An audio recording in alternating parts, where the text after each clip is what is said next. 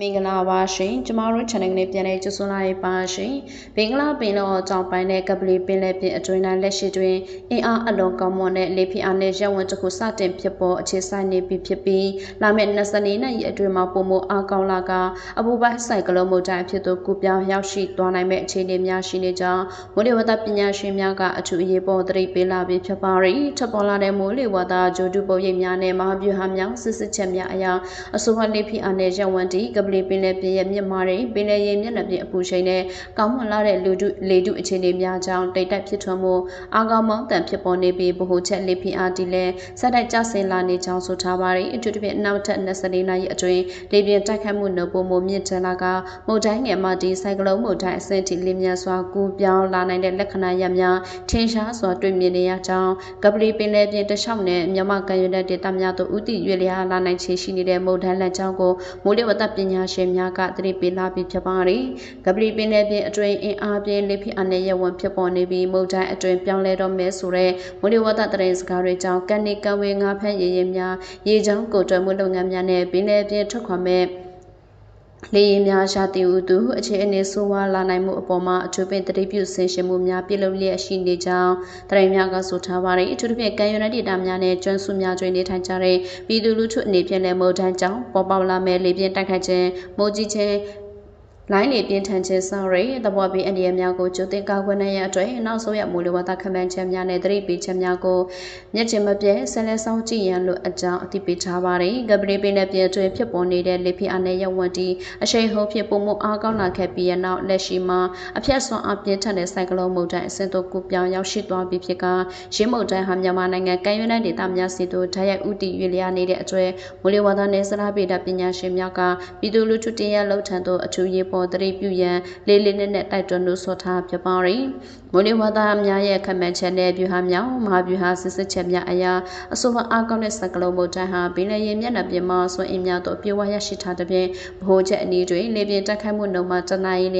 မိုင်အလွန်အမေပြင်းမြင့်မာလျက်ရှိနေပြီးမြန်မာနိုင်ငံရဲ့အခြေအနေအရာကမ်းရိုးတန်းဒေသတစ်ခုခုသို့မကြာမီရက်ပိုင်းအတွင်းဝင်ရောက်ဖြတ်ကျော်နေတဲ့လမ်းကြောင်းဖြင့်ပြသနေကြောင်းဆိုထားဖြစ်ပါရီအထူးဖြင့်မုန်တိုင်းကြောင့်ကမ်းရိုးတန်းတလျှောက်တွင်လိုင်းလုံးကြီးများမြင့်တက်လာနိုင်ခြင်းမုန်တိုင်းတည်ရတက်လာခြင်းနဲ့အတူပြည်တွင်းရှိတိုင်းနယ်ပြည်နယ်တော်တော်များများတွင်မိုးတဲတဲ့စွာရွာသွန်းပြီးရေကြီးမြေပြိုမှုဘေးအန္တရာယ်များရုတ်တရက်ပေါ်ပေါက်လာနိုင်ကြောင်းမိုးလေဝသဇာပညာရှင်များကတတိပိထားလည်းဖြစ်ပါရီဆိုင်ကလုန်းမုန်တိုင်းဟာမြန်မာနိုင်ငံသို့ဥတီရွေလျားလာနေပြီးအထူးတတိပိချက်များထွက်ပေါ်လာပြီးဆိုတဲ့သတင်းစကားများကြောင့်ကမ်းရိုးတန်းဒေသများရှိပြည်သူလူထုရေကြောင်းမွေးမြူရေးလုပ်ငန်းရှင်များနဲ့အရက်ဖက်ဖွဲ့စည်းများအကြားမုန်တိုင်းတန်ခန့်နိုင်ရေးရရှိစေအတွက်ဆက်တွယ်ရေးကယ်ဆယ်ရေးပစ္စည်းများပြင်ဆင်ခြင်းနဲ့ဘေးလွတ်ရာသို့ရွှေ့ပြောင်းနိုင်ရေးကြိုတင်ပြင်ဆင်မှုများပင်အထူးပင်လိုအပ်လျက်ရှိနေကြောင်းသိရပါတယ်အထူးသဖြင့်ပင်လယ်ပြင်အနီးရှိငါးဖက်ရည်ရည်များနဲ့တင်မော်လိုင်းများအနေဖြင့်လိုင်းလီအန်ဒီရဲ့ကြောင့်ခီးစစ်များကိုအရေးပေါ်ရန်နာထားကြရပြီးပြည်သူလူထုတရားလောက်ကလည်းမိမိတို့ဒေတာအလိုက်ကြုံတွေ့ရမယ်မုန်တိုင်းအန်ဒီရဲ့ကိုအ ਨੇ ဆုံးဖြစ်အောင်ကာကွယ်နိုင်ရန်အတွက်မိုးလေဝသနဲ့စရာပေဒညွှန်ကြားမှုဦးစီးဌာနရဲ့အချိန်နဲ့တပြေးညီထုတ်ပြန်ချက်များကိုမျက်ခြေမပြတ်ဆက်လက်စောင့်ကြည့်လျက်ရှိနေကြောင်းသိရပါတယ်။ယခုကပလီပင်လယ်ပြင်တွင်ဖြစ်ပေါ်နေပြီးမြန်မာနိုင်ငံသို့ဥတီရွေလျားနေတဲ့အားကောင်းတဲ့ဆိုင်ကလုန်းမုန်တိုင်းဟာတမိုင်းတစ်လျှောက်အဆိုးရွားဆုံးတည်ကျပျက်စီးမှုများဖြစ်ပေါ်စေခဲ့တဲ့2008ခုနှစ်ကနာဂစ်မုန်တိုင်းကဲ့သို့ပြင်းထန်တဲ့အဖြစ်ဆွမ်းအားလေပြင်းတိုက်ခတ်မှုနှုန်းနဲ့အတူမိုးတက်ဆန်စွာရွာသွန်းနိုင်တဲ့အခြေအနေများရှိနေကြောင်းမိုးလေဝသစောင့်ကြည့်လေ့လာသူများနဲ့ပညာရှင်များကသတိပေးလျက်ရှိပါတယ်။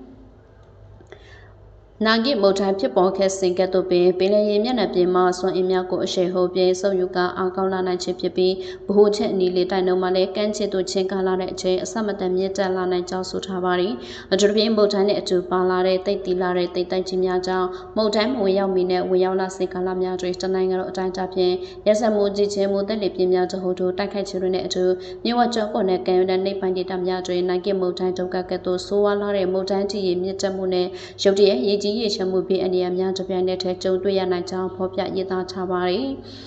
ဤမုန်တိုင်းဟာ2008နာဂစ်မုန်တိုင်းကဲ့သို့ပြင်းထန်ကြမ်းတက်ပြီးမိုးကြီးရေရှမ်းမှုများဖြစ်ပေါ်လာနိုင်တဲ့ဆိုတဲ့သတင်းစကားတွေကြောင့်မြန်မာကမ်းရိုးတန်းတလျှောက်နဲ့မြဝကျွန်းပေါ်ဒေသများရှိပြည်သူလူထုအကြားရခိုင်ကခါသီးတဲ့တမိုင်းတင်ကန်စာများရှိခဲ့မှုတဲ့အတွက်စိုးရိမ်ပူပန်မှုများမြင့်တက်လျက်ရှိနေပြီးကျိုးသိမ်းရွှေ့ပြောင်းမှုများနဲ့ရိတ်ခါဆွဆောက်မှုများကိုအထူးပင်လှုပ်လှုပ်ရှားရှားပြင်ဆင်နေကြကြောင်းသတင်းများကဆိုထားပါတယ်။အထူးပင်မိုးလေဝသပညာရှင်များကလည်းပြည်သူများအနေဖြင့်နာဂစ်မုန်တိုင်းကဲ့သို့အခြေအနေမျိုးထပ်မံမကြုံတွေ့ရစဉ်အတွက်လေပြင်းတန်ခန့်နိုင်မဲ့အဆောက်အအုံများ များတွေကြိုတင်ခိုလုံကြရတဲ့ဘေးကင်းရာကုန်းမြင့်ဒေသများသို့ရွှေ့ပြောင်းနိုင်ရေးအတွက်တက်ဆိုင်ရာမိုးစနထုတ်ပြန်ချက်များကိုမျက်ခြေမပြတ်အထူးအာရုံစိုက်စောင့်ကြည့်လျက်ရှိနေကြောင်းသိရှိရပါတယ်။လာမယ့်24နာရီအတွင်းမုန်တိုင်းရဲ့အဖြစ်စွမ်းအားနဲ့မုန်တိုင်းတည်ရေပေးအန္တရာယ်များကြီးကမ်းရိုးတန်းဒေသများသို့တိုက်ရိုက်တက်ရောက်လာတော့မှဖြစ်ရာရေဒေသများတွင်နေထိုင်ကြတဲ့ပြည်သူလူထုအနေဖြင့်မိမိတို့ရဲ့အသက်အန္တရာယ်ကာကွယ်နိုင်ရေးအတွက်ဘေးကင်းရာကုန်းမြင့်ပိုင်းများနဲ့မုန်တိုင်းတန်ခံတဲ့အဆောက်အအုံများစီသို့အချိန်မဆိုင်ပဲအများဆုံးရွှေ့ပြောင်းကြရမိုးလေဝသပညာရှင်များနဲ့ကင်ဆယ်ရေးအဖွဲ့များကအထူးအရေးပေါ်တိုက်တွန်းနှိုးဆော်ထားဖြစ်ပါတယ်။မုန်တိုင်းဟာကမ်းခြေသို့ပုံမနီကလာနေပြီးလာမယ့်24နာရီအတွင်းလေပြင်းတိုက်ခတ်မှုနဲ့လိုင်းတပူကြီးမှုများသည့်အရှိန်ဟိုအပြင်းဆုံးဆင့်သို့ရောက်ရှိလာတော့မှဖြစ်ကြောင်းဆိုထားပါတယ်။အထူးဖြင့်ကမ်းရိုးတန်းအနိမ့်ပိုင်းဒေသများကျွန်းစုများနဲ့မြစ်ဝကျွန်းပေါ်ဒေသများသည့်မုန်တိုင်းတည်ရေရုတ်တရက်တဟုန်ထိုးတက်လာနိုင်ခြင်းအမြင့်မားဆုံးတွေရှိနေသဖြင့်အချိန်ဆွဲမနေပဲသတ်မှတ်ထားတဲ့ဘေးလွတ်ရာကုန်းမြင့်ဒေသများနဲ့ခံခန့်တဲ့ကယ်ဆယ်ရေးစခန်းများစီသို့ကြိုတင်ရွှေ့ပြောင်းခြင်းဖြစ်သောအသက်အန္တရာယ်ကနေကင်းဝေးနိုင်မှဖြစ်ကြောင်းသိရှိရပါတယ်။လာမယ့်24နာရီအတွင်းအမြန်ဆုံးကုန်းမြင့်ပိုင်းသို့ရွှေ့ပြောင်းကြရန်အရေးပေါ်သတိပေးချက်များထွက်ပေါ်လာပြီးဆိုတဲ့သတင်းတွေကြောင့်ကံရတဲ့တခြားရှိပြည်သူလူထုနဲ့လူမှုကွန်ရက်အဖွဲ့အစည်းများတည်လက်အရေးကြီးတဲ့စာရွက်စာတမ်းများစီးပွားနဲ့ရိတ်ခါချောင်းများကိုအမြန်ဆုဆောင်ကဘေးလွတ်ရာသို့ရွှေ့ပြောင်းနိုင်ရေးအတွက်လှုပ်ရှားမှုများပြည်စင်ရရှိနေကြောင်းသိရှိရပါတယ်။အထူးသဖြင့်တက်ဆိုင်ရာဒေတာအာဏာပိုင်များနဲ့ကက်ဆယ်အဖွဲ့များကလည်းပြည်သူများတွာလာရလွယ်ကူစေရန်လမ်းညွှန်မှုများပြုလုပ်နေပြီးပြည်သူလူထုတရားလုံးအနေဖြင့်လည်းအချိန်မီပေးကင်းရာသို့ရောက်ရှိနိုင်ရေးနဲ့မုန်တိုင်းအန္တရာယ်ကိုအနည်းဆုံးဖြစ်အောင်ကျော်လွှားနိုင်ရေးအတွက်နောက်ဆုံးရမိုးလေဝသသတိပေးချက်များကိုမျက်ခြေမပြတ်ဆက်လက်စောင့်ကြည့်ရန်လိုအပ်ကြောင်းအသိပေးထားခဲ့လည်းဖြစ်ပါတယ်။ဆက်လက်ပြီးတော့နယ်သာလန်တွင်အသက်28နှစ်အရွယ်အင်ထောင်တဲ့မတ်တင်မာဆွေကိုစစ်တပ်ကမရိန်ချင်းတပ်ဖြတ်ပြီးရုပ်အလောင်းကိုစွန့်ပစ်တယ်ဆိုတဲ့သတင်းတင်ဆက်ပေးမှာဖြစ်ပါတယ်။ပဲခူးတိုင်းနယ်သာလန်မြို့နယ်တွင်အသက်28နှစ်အရွယ်အင်ထောင်တဲ့အမျိုးသမီးမတ်တင်မာဆွေကိုစစ်တပ်ကမရိန်ချင်းတပ်ဖြတ်ပြီးရုပ်အလောင်းကိုကျွမ်းခင်းထဲစွန့်ပစ်ခဲ့ကြောင်းဒေတာနေပြည်သူများနဲ့ဒေတာတရင်မြစ်ကရုံခရက်သတင်းဌာနထုတ်ပြောဆိုထားပါတယ်။ဧပြီလ14ရက်နေ့မကြီးပင်ကျေးရွာအောင်တုခဆက်လီစိတ်တို့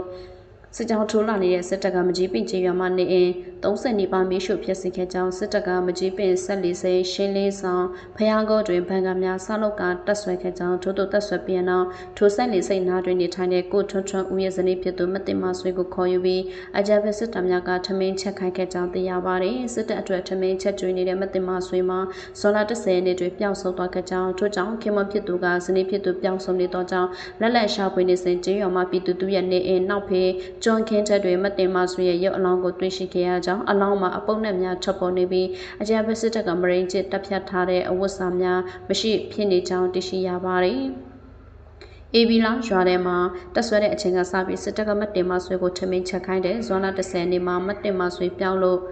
တုခင်မွန်ကိုချွန်းချွန်းဦးကလန့်လန့်ရှာဖွေနေတော့ကိုတန်းထွန်းဦးနေရဲ့နောက်ဖေးကျွမ်းခဲထဲမှာပုတ်ပွားနေတဲ့မတင်မဆွေရဲ့အလောင်းကိုပြန်တွေ့ပါတယ်အလောင်းကကိုင်လို့မရအောင်ပုတ်ပွားနေပြီးခါမှလည်းထမိန်မရှိဘူးအလောင်းကကိုလုံးသီးနဲ့မရိန်ကျင့်ပြီးတတ်ထားတာအလောင်းတွေ့တဲ့နေရာကစစ်ခွေအထိုင်စခန်းနဲ့နေတဲ့စစ်ခွေတွေကမတင်မဆွေကိုမရိန်ကျင့်တက်ဖြတ်လိုက်ကြပါလို့ဒေတာတရင်မြေကပြောဆိုထားခဲ့တဲ့ဖြစ်ပါတယ်ထို့အပြင်မကြီးပင်ဆက်လေးစိတ်တွေဘန်ကများဆောက်လုပ်ကတက်ဆွဲထားတဲ့အကြမ်းဖက်စစ်တပ်ကပြည်သူများချမ်းမလဲတပတ်လေးတစ်ကြိမ်အခွန်ငွေဟုဆိုကငွေကျပ်သိန်းကောက်ခံတဲ့ကြောင်းသိရှိရပါတယ်။အပိနာဆင်မှုအတွက်အထက်ပဲကျေးဇူးတင်ရှိပါတယ်ရှင်။